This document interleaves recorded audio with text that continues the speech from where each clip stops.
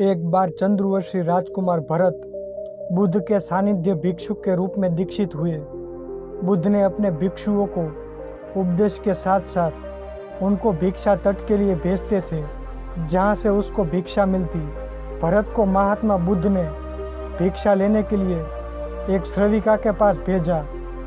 भरत रास्ते में चलते हुए सोच रहा था कि ना जाने आज रास्ते में क्या मिलेगा।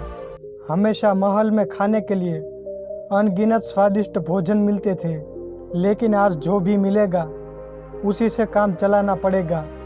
भरत ने श्रविका के घर घर जाकर भिक्षा के लिए याचना की। श्रविका ने भरत को बैठने के लिए कहा। श्रविका जब अंदर गई तो भरत पुनः अपने प्रिय भोजन के बारे में सोच रहे थे। जब श्रविका भोजन लेकर आई तो भरत अचंभित रह गए। भरत अपने प्रिय भोजन को देखकर खुश हो गए। भरत भिक्षा ग्रहण करने लगे। भिक्षा ग्रहण करते हुए भरत सोचने लगे कि उसको हमेशा खाने के बाद कुछ विश्राम करने की आदत है, लेकिन आज उन्हें यहाँ से खाना ग्रहण करके बाद में धूप से होकर वापस आश्रम पहुँचना है। भोजन हो जाने पर श्रविका ने भरत को कुछ समय विश्राम के लिए आग्रह किया। भरत पुनः खुश हो गए।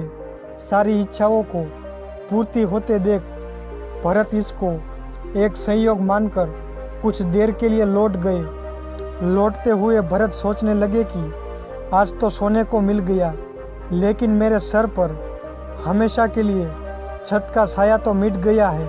जब भरत सोकर पुनः उठे तो श्रविका ने कहा कि आपको जब तक यहाँ रहना है आप यहाँ पर ठहर सकते हैं। अब भरत समझ गए थे कि यह कोई संयोग नहीं है, श्रविका जरूर मेरा मन पढ़ रही है। भरत खड़े हुए।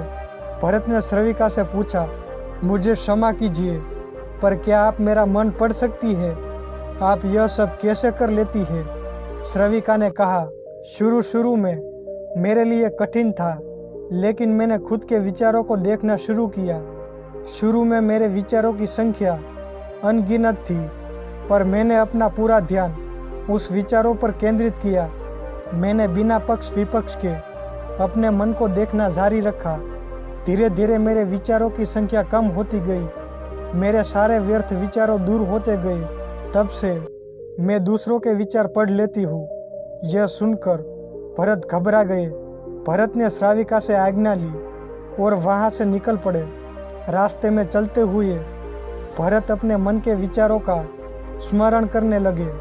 भरत के मन में श्रविका के बारे में अश्लील विचार आए। श्रविका ने भरत के बारे में क्या सोचा होगा? भरत को खुद पर शर्म आ रही थी।